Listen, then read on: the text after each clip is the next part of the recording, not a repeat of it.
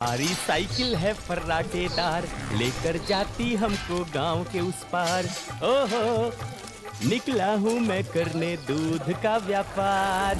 मनसुख सुनीता चाची के घर के बाहर साइकिल रोकता है और घंटी बजाता है। काकी, आ जाओ, दूध ले लो।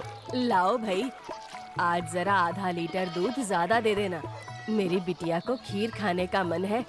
हाँ हाँ, अभी ले लो, बढ़िया सी खीर बनाकर खिलाना बिटिया को। मनसुख फिर से साइकिल लेकर दूसरे घर दूध देने चला जाता है। अरे मनसुख भाई, ये लो तुम्हारे दूध के पैसे, आज महीना पूरा हो गया ना? हाँ दीदी, लाओ दो, आपका हिसाब एकदम साफ रहता है, आप एकदम समय पर पैसे दे देती हो। अरे मनसुख भैया, तुम गांव में सबसे सस्ता दूध देते हो और रोज समय पर भी आते हो, तो फिर हमारा तो फर्ज बनता है ना कि तुम्हें समय से तुम्हारे पैसे दें।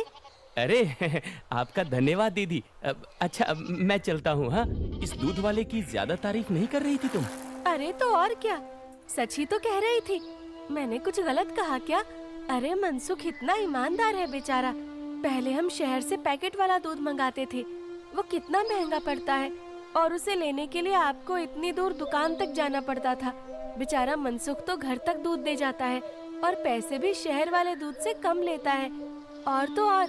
अरे बस बस भाग्यवान, और ना बताओ, मैं समझ गया कि मनसुख बहुत बेचारा और ईमानदार है। अब मुझे माफ करो और जरा एक कप चाय पिला दो। हाँ हाँ, अभी लाती हूँ। उधर मनसुख अपना सारा काम खत्म करके घर पहुँच जाता है। अरे आप आ गए, आज देरी हो गई। अरे पूछो मत, साइकिल का टायर रास्ते में पंचर हो गया था, उसे ठीक कराने में बहुत देर लग गई। ओहो, तो आप एक मोटर गाड़ी क्यों नहीं खरीद लेते? इस साइकिल पर काहे चलते हैं जब ये इतनी खटारा है तो? ताकि मैं भोला, सीधा और गरीब लग सकूं। क्या क्या मतलब? अरे अगर मैं मोटर गाड़ी से चलने लगा तो गांव वाले सोचेंगे नहीं कि इस गरीब दूध वाले के पास इतना पैसा आखिर आया कहां से? हाँ, कहां से क्या? दूध बेचकर और कैसे? मनसुख उठकर खड़ा होता है और सीधा अपने तबेले में जाता है, जहां मीना ने जानवरों का ताज़ा दूध निकाल कर रखा था। लेकिन सबको पता है कि सिर्फ दूध बेचकर कोई मोटर गाड़ी खरीदने के लायक नहीं हो जाता है। मनसुख ताज़ा दूध निकाल कर उसमें अरारोट मिलाने लगता है।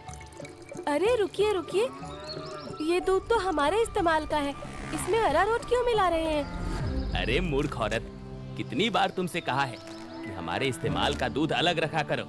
यहाँ तबेले में मैं सिर्फ बेचने वाला मिलावटी दूध ही रखता हूँ। जी जी, माफ करिएगा, अभी हटा देती हूँ।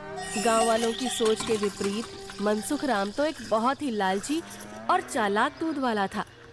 मीना दूध हटाकर ले जाती है और मनसुख हंसता हुआ खुद से कहता है, गांव वालों की नजर में मैं एक बेचारा गरीब दूध वाला हूँ, तो वही रहने दो। मेरा असली चेहरा कभी किसी के सामने नहीं आ पाएगा। और मैं ऐसे ही मिलावटी दूध बेच बेच कर बहुत सारा धन जमा करता रहूंगा। मनसुख की धोखेबाजी की गाड़ी ऐसे ही मजे से चल रही थी। एक दिन उस गाड़ी में सवार होने के लिए कुछ और यात्री भी आ गए। एक दिन मनसुख साइकिल से दूध बेचकर वापस घर जा रहा था और फिर से उसकी साइकिल पंचर हो गई। अरे ये खटारा तो नाक में दम कर रखी है, फिर से इसको बनवाना पड़ेगा। मनसुख छोटू पंचर वाले की दुकान पर जाता है। अरे भैया, फिर से आ गए आप? अरे अब तो आप एक नई साइकिल ले ही लो, आपकी साइकिल का पंचर बनाते बनाते हम थक गए भाई। अरे कहाँ छोटू भाई, घर में दाना पानी चल जाए वही बहुत है, अब कहाँ नई साइकिल खरीदेंगे हम जैसे गरीब। छोटू साइकिल ठीक करने लगता है और मनसुख वहीं खड़ा रहता है। बगल में एक भजिया वाले की दुकान थी। अरे भैया, इसे ठीक करने में 15-20 मिनट लगेगा, आप कब तक खड़े रहेंगे? जाइए, सामने जाकर भजिए वाले की दुकान पर बैठ जाइए ना। अच्छा ठीक है, जब काम हो जाए तो मुझे बुला लेना। मनसुख भजिया वाले के पास जाकर कहता है, लाओ भैया, जरा एक प्लेट भुजिया खिलाओ। हाँ भैया, अभी लो। मनसुख के ठीक सामने दो आदमी बैठे हुए थे। दोनों कुछ विचित्र से दिख रहे थे, जैसे वसूली करने वाले गुंडे हों। मनसुख जरा संभल कर बैठ जाता है। अचानक से उनमें से एक आदमी को जोर से खांसी आने लगती है। अरे कैसी भजिया बनाई है तूने? नालायक, अरे अरे, क्या हुआ भैया जी? अरे जल्दी पानी लाओ। अरे भैया, पानी तो खत्म हो गया है, मैं अभी कुएं से लेकर आता हूँ। तो क्या खो, तब तक मैं खांसता ही रहूंगा। मनसुख जल्दी से उठकर अपनी साइकिल में लगे कैन से थोड़ा दूध लेकर आता है। लो भैया, इससे तुम्हें राहत मिलेगी। वो आदमी जल्दी से दूध पी लेता है और उसकी खांसी रुक जाती है। अब जाकर आराम मिला, तुम्हारा धन्यवाद। कोई बात नहीं भैया, इंसान ही इंसान के काम आता है ना। ये लो भैया आपकी भजिए। अच्छा, मैं अभी पानी भर के लाता हूँ, कहीं किसी और को जरूरत पड़ी तो पहले से रहना चाहिए ना। जब भजिया वाला चला जाता है तो मनसुख को अकेला पाकर वो गुंडे जैसा दिखने वाला आदमी मनसुख से कहता है, काफी शुद्ध दूध बेचते हो। क्या क्या मिलाया था दूध में? ये सुनकर मनसुख सकपका जाता है और भजिया उसके हाथ से गिर जाती है। क्या क्या मतलब है आपका भैया? मतलब ये दूध तो बहुत मिलावटी था, चक्कर ही पता चल गया। आज तक गांव में कोई भी मनसुख के मिलावटी दूध का स्वाद नहीं समझ पाया था और इस नए आदमी ने एक घूंट पीकर ही समझ लिया। मनसुख बहुत घबरा जाता है। देखो भैया, इस बारे में किसी को कुछ मत बताना। चाहो तो मुझसे कुछ पैसे ले लो, मेरे सालों का बना बनाया धंधा है, इसे चौपट मत करना। अरे हम तुम्हारा धंधा चौपट करने नहीं आए हैं, बल्कि हम तो तुम्हारे धंधे में 4 चांद लगवा देंगे। क्या मतलब है तुम्हारा? देखो भाई, मिलावट तो तुम कर ही रहे हो, तो हम तुम्हें मिलावट से कुछ अलग करने को नहीं कहते। तुम बस अपने दूध में ये मिला देना। वो गुंडा मनसुख के हाथ में एक पाउडर की पुड़िया थमाता है। ये क्या चीज है भाई? नहीं नहीं, ये नशे वशे का व्यापार नहीं करता मैं। ये सब तुम अपने ही पास रखो। अच्छा, मतलब सिर्फ दूध में अरारोट मिलाने का व्यापार ही करते हो? चलो ठीक है, कोई बात नहीं। हमने सोचा था तुम भी 4 पैसे ज्यादा कमा लो, मगर ये तो अपना अपना भाग्य है। क्या? अरे मैं तो मजाक कर रहा था। मैं तैयार हूँ भाई। अब सामने से आती लक्ष्मी को भला कौन मना कर सकता है। लाओ लाओ, पुड़िया इधर लाओ। ये हुई ना बात। तो फिर ये लो, इस एक पैकेट को एक बड़े दूध के केन में मिलाना। इससे कम या ज्यादा में नहीं, तभी स्वाद में किसी को अंतर नहीं पता चलेगा। और हाँ, इसे मिलाने के बाद तुम्हारे दूध की डिमांड गांव में 4 गुना हो जाएगी। लोगों को ये बहुत अच्छा लगने लगेगा और चाह कर भी बिना इसे कोई पिए रह ही नहीं पाएगा। एक पुड़िया का 1000 रुपए हुआ। अरे अब ये तो बहुत ज्यादा है भैया। अच्छा, ज्यादा लग रहा है? अब चलो कोई बात नहीं, मत खरीदो। अभी ये भजिया वाला आएगा ना, तो इसे ही बेच देंगे। ये तो खुशी खुशी 1000 रुपए में खरीद लेगा। अरे अरे नहीं, रुको रुको, मैं देता हूँ ना पैसे। ये लो। शाबाश, चलो अगले हफ्ते मिलते हैं। मनसुख की साइकिल ठीक हो गई थी और वो पुड़िया लेकर वापस घर जाता है। जब मनसुख दूध में पुड़िया मिला रहा था, तभी वहाँ पर मीना आ जाती है। अरे ये आप क्या कर रहे हैं जी? ये है जल्दी से अमीर होने का शॉर्टकट। बहुत हुआ अरारोट मिलाना, अब देखो कितनी जल्दी हम अमीर होते हैं। अरे वाह, आप तो बहुत समझदार आदमी हैं। कितना अच्छा हुआ जो मेरी माँ ने आपसे मेरी शादी करवाई। अच्छा, काश मैं भी ऐसा ही कह सकता, भाग्यवान। जी क्या? मैं समझी नहीं। नहीं नहीं, कुछ नहीं। अच्छा ठीक है, मैं खाना बना रही हूँ, आप जल्दी से हाथ मुंह धोकर आ जाइए। 1 हफ्ता बीत गया और मनसुख के दूध की डिमांड वाकई में बढ़ गई थी। उसे अच्छा खासा मुनाफा होने लगा था और उसका लालच भी अब 2 गुना हो गया था। मुझे कम से कम 10 पुड़िया दे दो, लेकिन हमेशा संभल कर इसका इस्तेमाल करना। कुछ भी हो जाए, हमने जितना बोला है उससे ज्यादा पाउडर मत मिलाना दूध में, वरना लेने को देने पड़ सकते हैं। हाँ हाँ, मैं ध्यान रखूंगा। मनसुख रोज की तरह सुनीता काकी के घर में दूध देने जाता है और आवाज लगाता है, काकी आ जाओ, दूध ले लो। मनसुख के आवाज लगाने पर अंदर से सुनीता काकी की जगह एक जवान लड़का आता है। लाओ भैया, दूध मुझे दे दो। अरे आप कौन है? आपको पहले तो कभी गांव में नहीं देखा। अरे मनसुख, ये मेरा भतीजा है, अपने पिताजी के साथ यहाँ कुछ दिनों के लिए छुट्टी पर आया है। अच्छा, छुट्टी पर? शहर में क्या नौकरी करते हो भैया? पुलिस में हूँ। पुलिस का नाम सुनते ही मनसुख घबरा जाता है और उसके हाथ से बर्तन छूट जाता है। सारा दूध नीचे गिर जाता है। अरे अरे, ये क्या हो गया? ये दूध कैसे गिर गया? वो गलती से हाथ से बर्तन फिसल गया था काकी। कोई बात नहीं, दूसरा दूध दे दो। अरे नहीं, आज तो दूध खत्म हो गया है काकी। मैं कल आता हूँ ना। अच्छा, अब मैं चलता हूँ। हाँ? इतना कहकर मनसुख जल्दी से वहाँ से भाग जाता है। मनोज और सुनीता दोनों को मनसुख की ये हरकत बहुत अजीब लगती है। ये इसे क्या हो गया? इसने ऐसा तो पहले कभी नहीं किया। होगी जरूर कोई बात। खैर चलिए, अंदर चलते हैं बुआ जी। आज तो बाल बाल बचा। कहीं उस पुलिस वाले को सच का पता चल जाता तो आज तो मैं गया काम से। बाकी की जिंदगी जेल के अंदर काटनी पड़ती। उफ। अरे क्या हुआ जी? आप ऐसे हाँफ क्यों रहे हैं? फिर से कुत्तों ने दौड़ा दिया था क्या? अरे चुप करो तुम। तुम्हारे ही बोलने की कमी है इस वक्त। अब जाओ यहाँ से। मेरे सर में दर्द हो रहा है, उसे और मत बढ़ाओ।